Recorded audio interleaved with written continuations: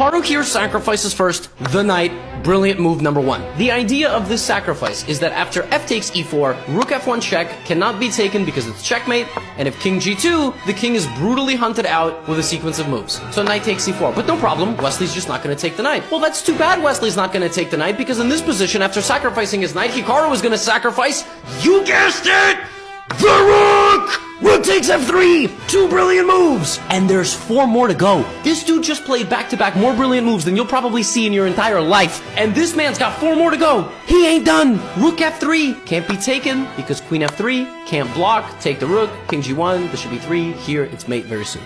Rook f3. 2. Now Wesley takes the bishop. The most incredible thing about the move rook takes f3 is that not only are you sacrificing a knight and a rook, you're also sacrificing a bishop. There is just a purely hanging bishop here, and Wesley takes it, and is now up 3 points of material. But that's great, because if you didn't take my rook when it was on f3, certainly you might take it when it's on f1. 3 brilliant moves cannot be taken. King to g2, and in this position, with now the bishop staring straight down at the rook and the king, Hikaru plays bishop to e3. 4 brilliant moves. The idea of bishop e3 is setting up rook g1 check, and the bishop cannot actually take the rook, because if it does, pawn sneaks in. Only option is to go here. Queen f3 check, and knight g5 done. Call the coroner.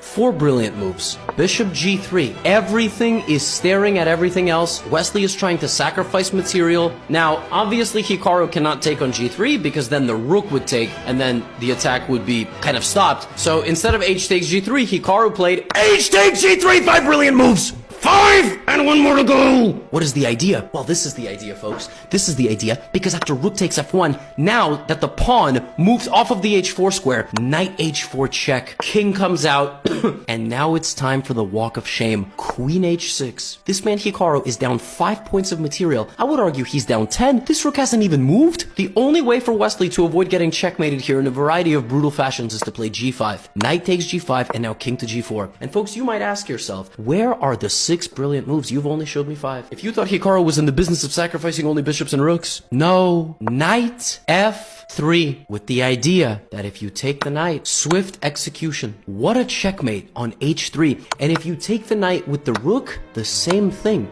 And the other thing is, I now completely block all of your pieces. I am just threatening this. You have a few ways of getting out of this situation.